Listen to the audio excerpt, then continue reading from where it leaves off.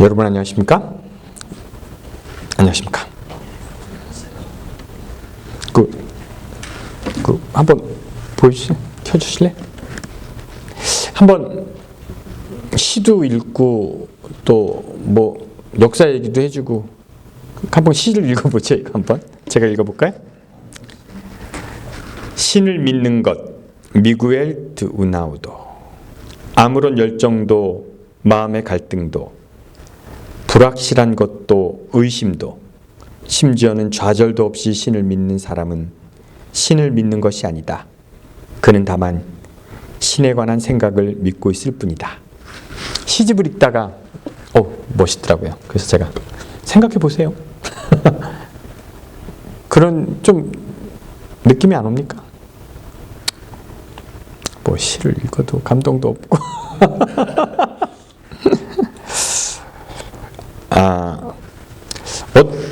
그만 보세요. 이제 됐습니다. 그 시도 읽고 역사도 보고 그래야죠. 장로님, 예. 제가 교만합니까? 아닙니까? 왜 또 쉽게 그렇게 대답해요? 아니니까? 그런 줄 알고 있었는데요. 네. 옛날에. 네. 아, 옛날에 그렇게 알고 있었어요? 네. 근데 왜? 교만하기보다는 좀 이렇게 튄다 할까. 그런데 요즘 이제 한 1년 같이 있어 보니까 네. 전혀 그런 분이 아니에요. 옛날에는 왜 교만한 줄 알았습니까? 그냥 그래? 뭐랄까 그냥 좀 튀었잖아요. 튀었어요. 제가 보면 좀 교만한 것 같아요. 저 피아노 집사님, 제가 교만한 것 같습니까? 본인이 알겠죠. 느낌. 집사님 왜 느낌을 물어본 거야? 느낌이요? 네. 대답이 없다. 교만해 보이죠, 제가 좀. 끈끈한 맛은 없어요. 예? 끈끈한 맛은 없으시고 담백해요. 그래요? 교만해 보이잖아요, 좀. 그러니까 교만은 아니에요. 교만. 거침없잖아요, 내가. 그거 거침없는. 의협심 때문에 그래요? 전 세상을 우습게 봅니다. 그거는 교만이 아니죠. 그래요? 교만 아니에요. 이 교회에서 열심히 해야겠다.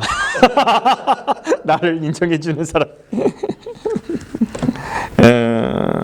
난 누가 막 힘들다고 그래도 뭘 저런 걸 꼭 힘들다고 그러나 난 그렇게 생각을 해요. 그래서 인생에 별로 힘든 게 없어요. 그리고 뭐 이렇게 거침이 없습니다. 저는 하는 일에. 제가 이제 그 미국에 와서 목회를 하다가 지난 말씀드리고 이제 교회가 틀렸다고 생각하고 나가서 먹고 사는 게 진짜 없었어요. 돈이 1불도 없었어요. 그래서 어떻게 해야 되나 그래서 창고에 취직했습니다. 이틀만 일하는 창고 정리 청소하는 거를 취직을 했는데 세일즈맨이 3명이었는데 가만히 봐도 세일즈맨이 세일을 못하는 것 같아요. 그래서 사장한테 다 내쫓고 내가 세일즈 하겠다고 그래서 3명보다 제가 더 잘 팔았어요.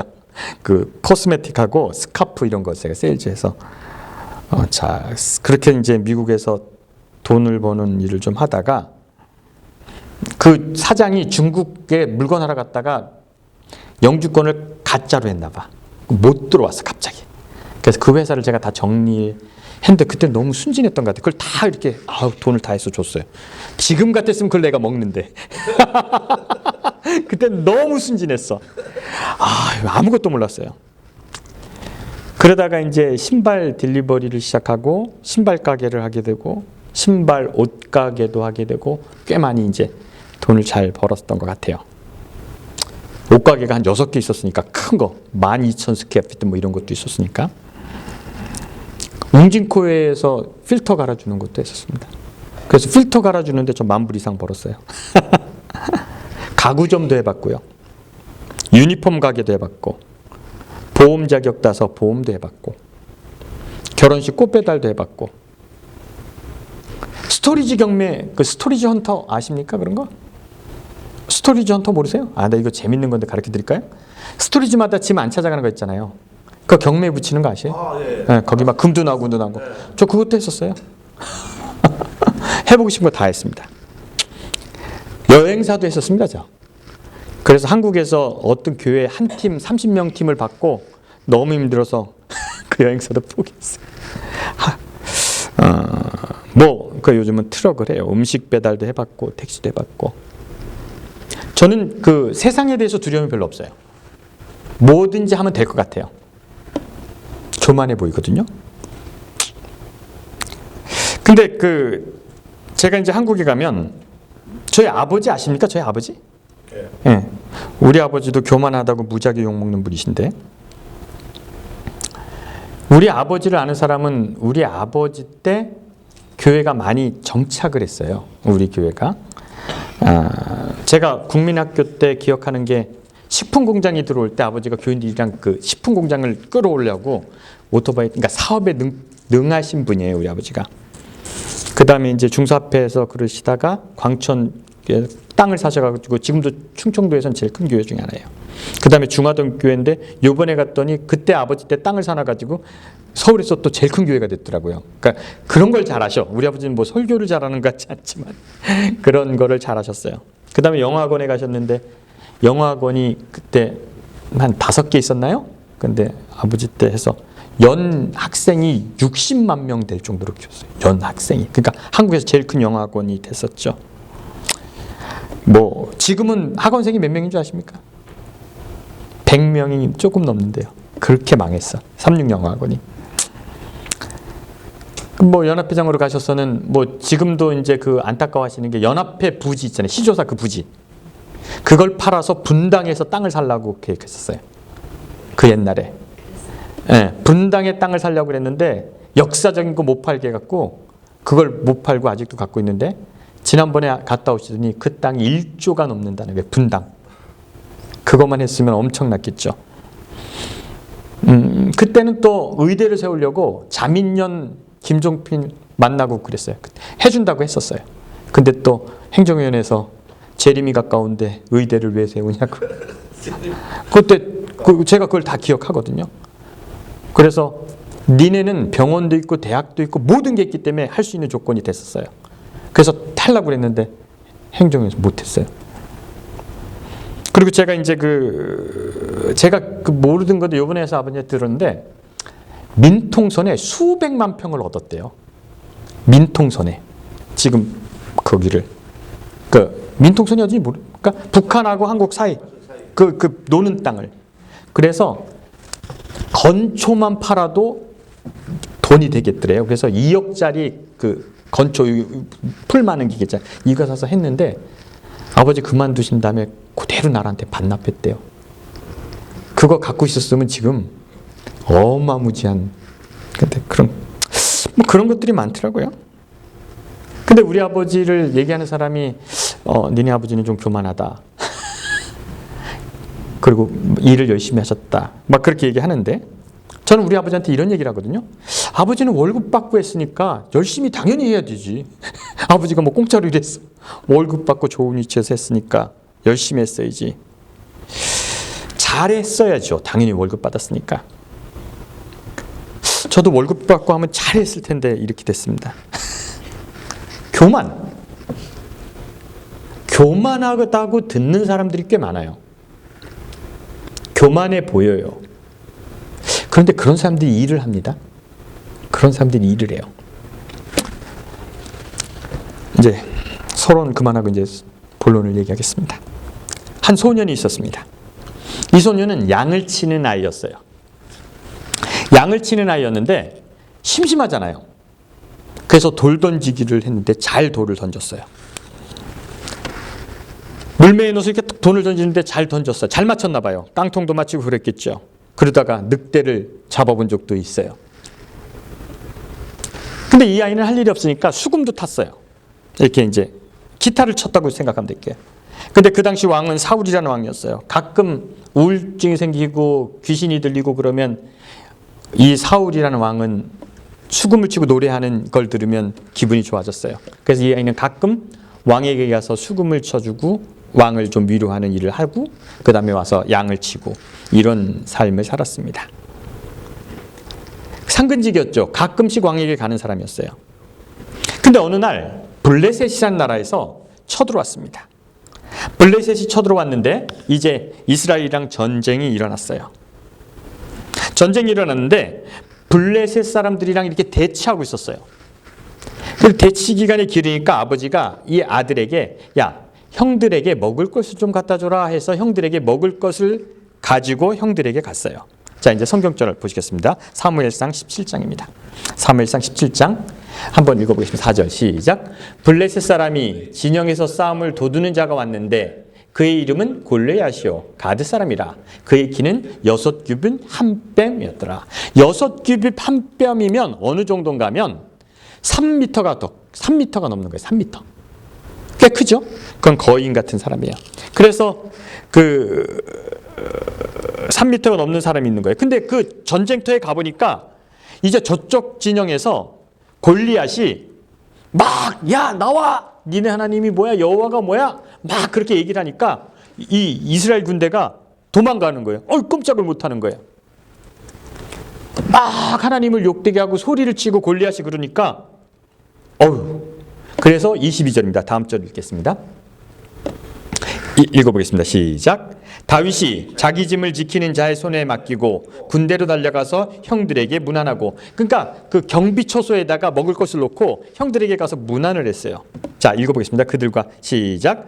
그들과 함께 말할 때 마침 블레셋 사람이 싸움 돋는 갓 사람 골리앗이라 하는 자가 진열에서 나와 전과 같이 말하며 다윗이 듣더라. 다윗을 보니까 거인이 와서 막 떠들어대는 거예요. 막 그래서 들었어요. 24절 시작. 이스라엘 모든 사람이 그 사람 보고 심히 두려워 그 앞에서 도망간지라. 도망가는 거예요. 너무 무서운 거예요. 25절 읽겠습니다. 시작. 이스라엘 사람이 이르되 너희가 이 올라온 사람을 보았느냐? 참으로 이스라엘을 모욕하러 왔도다. 그를 죽이는 사람은 왕이 많은 재물로 부하게 하고 그의 딸을 그에게 주고 그 아버지의 집에 이스라엘 중에 세금을 면제하게 하시리라 하니라. 이 얘기를 들었어요.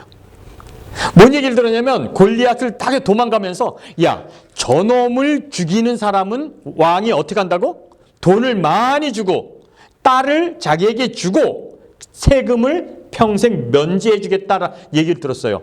다윗인가? 그 소년이 어떻게 생각했을까요? 솔깃했겠죠? 그래? 그랬어요? 진짜 솔깃했어요? 다윗이 근데 그 말을 듣고 나서 이게 정말인가? 자, 그 다음 절 보세요. 그 다음 절 26절입니다. 같이 읽겠습니다. 같이 읽으셔야 돼요. 시작. 다윗이 곁에 있는 사람에게 이르되 이 블레셋 사람 죽여 이스라엘의 치욕을 제거한 사람에게 어떠한 대우를 하겠느냐? 이 할례 받지 않는 블레셋 사람이 이게 살아계신 하나님 군대를 모욕하겠느냐? 백성이 전과 같이 말하되 이르되 그를 죽이는 사람에게 이러이러하게 하신지라. 처음에 그런 얘기를 듣고 옆에 사람한테 뭐 했어요? 확인했어요. 야, 저놈 죽이면 왕이 뭘 준다 그러디? 그랬더니 이러이러가 뭐예요? 첫 번째, 재산을 주고 딸을 주고 그 다음에 세금을 평생 면제해 준다는 얘기를 들었어요. 아싸. 아싸. 그 얘기를 묻고 다닐 때 큰형이 왔어요. 큰형이 왔어요. 28절. 저랑 같이 성경 보면 재밌는데 28절 읽어보세요. 큰형이 왔어요. 읽습니다. 28절 읽습니다. 시작. 큰형 엘리압이 다윗에게서 하는 말을 들은지라. 그가 다윗에 노하여 가리되 내가 어찌하여 이리 내려왔느냐? 들에 있는 양들을 누구에게 맡겼느냐? 나는 내 교만과 내 마음의 완약함을 아노니 내가 전쟁을 구경하러 왔도다. 그 형이 갑자기 나타난 거예요. 어떠고 있을 때 저놈 죽이면 뭐 준대요? 보상이 뭐예요? 막 얘기하고 있을 때 형이 오더니 형이 뭐라 그랬다고요? 야, 이 완악한 놈아, 너 여기서 뭐해? 지금 뭐 하는 거야? 너 옛날부터 교만하게 야, 양아 어떻게 하고 왔어? 너는 교만하고 전쟁 구경하러 왔지? 왜 형이 느닷없이 이렇게 화를 냅니까? 왜 화를 냈어요? 문맥상 지금 형이 왜 화를 내고 있어요? 모르겠어요?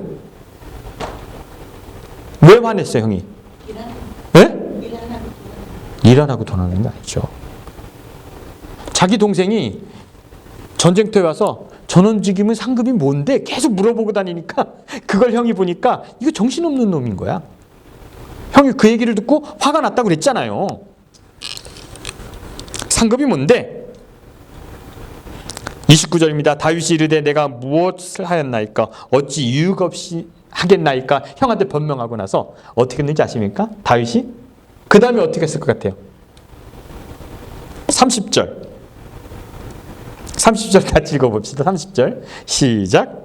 돌아서서 다른 사람 향하여 전과 같이 말하며 백성들이 전과 같이 대답하니 돌아서서 또 물어보는 거야. 정말이야? 막 저놈 죽이면 그거 말해? 이 현대어 번역으로 다음 번역한 거 보세요. 이거로 읽으면 정확해요. 30절입니다. 같이 읽어보세요. 시작. 그리고 나서 다윗이 형들에게 멀찌감치 다른 군인들에게 가서 그 여러 가지 상에 관하여 또다시 물어보니 역시 똑같이 대답한지라.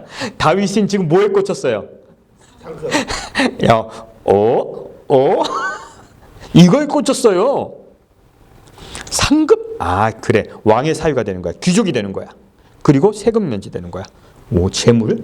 그랬어요. 3번이나 물어보는 거예요. 신분 상속을 꿈꾸죠.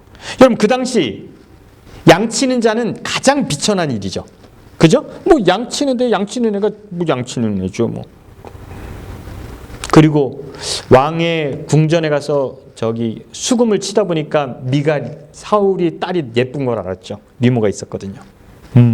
와, 아싸. 욕심이잖아요. 꿈꾸는 거잖아요. 팔자를 고쳐보고 싶은 거잖아요. 그런데 분명히 성경은 사무엘상 17장 30절에는 이런 과정을 통해서 상품을 받고 싶어서 나갔는데 전쟁에 나갈 때 모습을 한번 보겠습니다. 장로님이 크게 읽어주세요. 자, 45절부터 한번 읽어보세요. 45절이었는데 그럼 46절부터 읽으세요. 읽어보세요, 장로님. 오늘 여호와께서 장군처럼 읽어야지. 전쟁 때 나가는 모습이잖아요. 골리앗 앞에서 하는 얘기예요, 이거. 오늘 이거 잘안 되는데 에이, 됐어요. 내가 읽을게요. 골리앗 앞에 나갔어요, 이제. 에? 이렇게 나가는 거예요. 45절부터 제가 읽을게요. 다윗이 블레셋 사람에게 이르되 골리앗 너는 칼과 창과 단창으로 내게 오거니와 나는 만군의 여호와의 이름 곧 내가 모욕하는 이스라엘 군대 하나님의 이름으로 내게 나가노라. 오늘 여호와께서 나를 내 손에 넘기시리니 너를 내 손에 넘기시리니 내가 너를 쳐서 내 목을 베고 블레셋 군대의 시체를 오늘 공중의 새와 땅에 들짐승에 주어 온 땅으로 이스라엘 하나님이 계신 줄 알게 하겠고 또 여호와의 구원하심이 칼과 창에 있지 아니함을 이 무리에게 알게 하리라. 전쟁은 여호와께 속한 것인즉 그가 너를 우리 손에 넘기시리라. 이거 많이 들어봤잖아. 상급이 좋아서 나가지만, 그죠? 나갈 때는 어떻게 하는 거예요? 나가서는 멋있는 얘기만 하는 거예요. 이게 이해가 되십니까? 지금 같은 성경절을 제가 읽은 거예요. 여기서는 야, 상품이 뭐냐? 그래? 야, 그거 확실해? 물어보고 정말이야? 진짜 그럴까? 그럴 거야.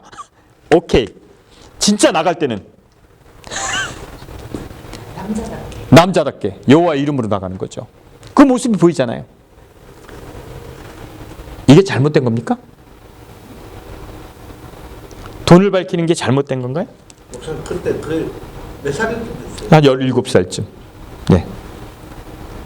18살 밑에.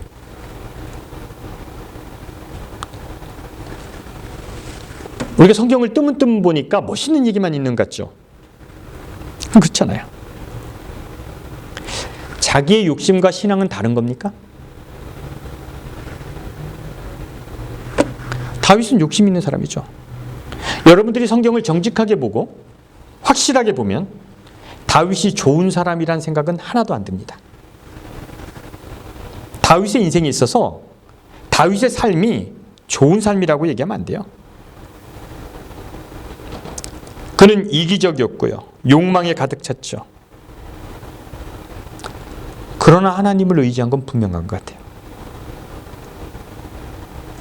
그는 하나님을 의지하기에 욕심을 버리지 않았어요. 그는 하나님을 믿기에 그 삶을 바꾸지도 않았습니다. 근데 세상을 살아갈 때는 하나님을 믿는 것 같아요. 그래서 다윗은 교만한 사람이에요. 다윗의 행동을 보면 상당히 교만합니다. 그리고 다윗의 행동을 보고 교만하다고 했어요. 교만이란 정의를 내릴 때 다윗이 교만한 거죠. 조그만 아이가 골리앗 앞에 서서 야! 이거 교만한 거잖아. 하루 강아지 범 무서운 줄 모르는 거죠. 교만해 보이는 거잖아요.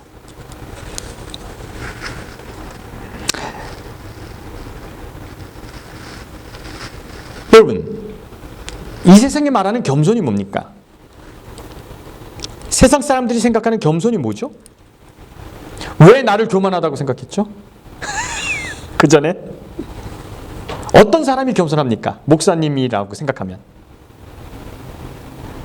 뭐 친절하고 막 이런 거 겸손해 보이잖아요. 그런 거. 우리가 목회하다 보면 시골에 이제 이렇게 장로님 집에 이렇게 가면 목사님 어머니 한 마리 초대한다고 해서 밥상을 잘 차려놓고 정말 상다리 휘어지게 차려놓고 장로님이 뭐라고 해요? 차린 게 없어서. 왜 차린 게 없어? 차린 게 많은데. 그게 겸손인 줄 알아요. 공부 많이 하고 와놓고 제가 아는 게 없어서 이게 겸손인 줄 알아요. 여러분, 그건 교만입니다. 그게 뭔 겸손이? 그게 겸손이라고 생각하는 거야. 그건 겸손이 아니죠. 세상이 보는 것과 하나님을 믿는 사람들이 보는 것은 달라야 돼요. 세상 사람들은 골리앗이 너무 커서 질 거라고 생각해요. 근데 다윗은 어떻게 생각했어요? 너무 커서 맞추기 쉽다라고 생각했어요.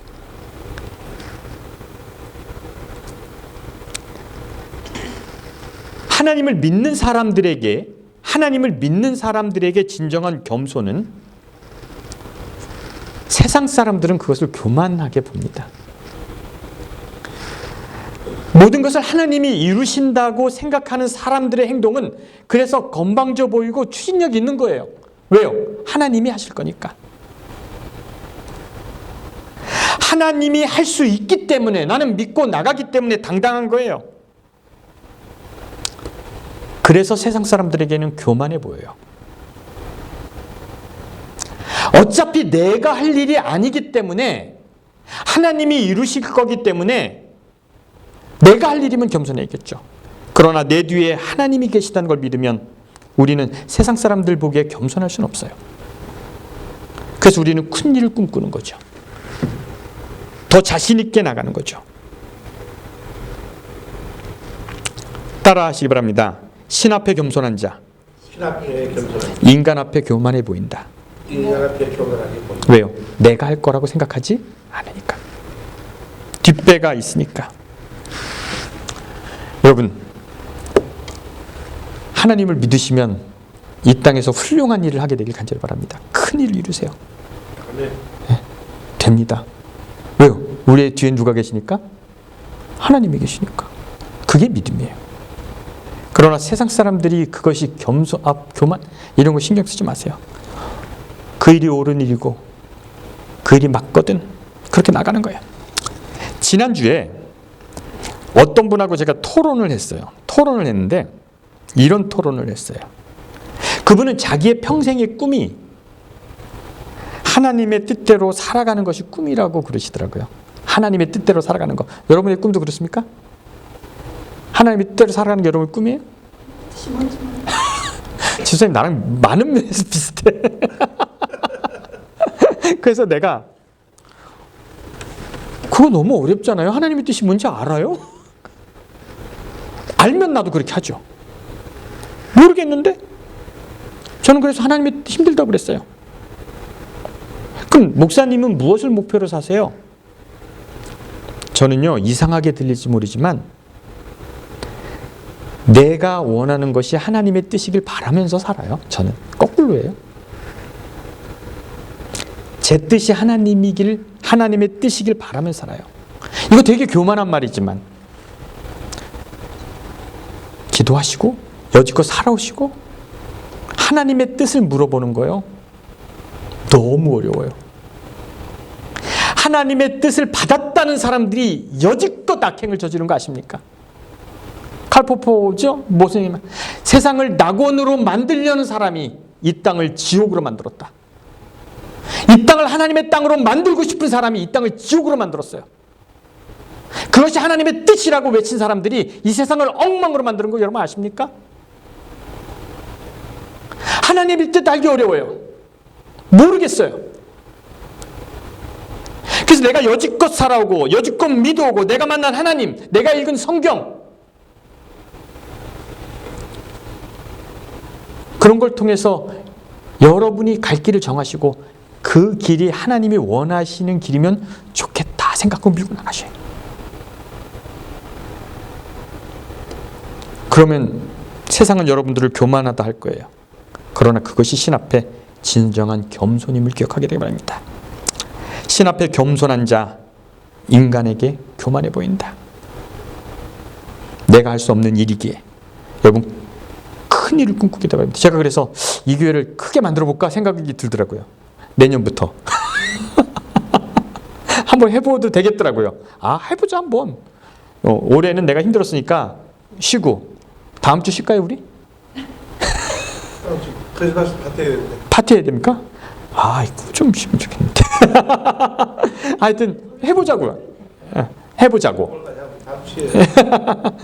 아, 그래. 뭔가 해보면 좋겠다. 이게 나쁜 일이 아니거든. 좋은 일이거든. 내가 먼저 올바른가를 고민하시고 그것이 옳거든. 하나님의 뜻이길 바라면서 큰 일을 이루는 저와 여러분 되길 간절히 바랍니다. 기도하겠습니다.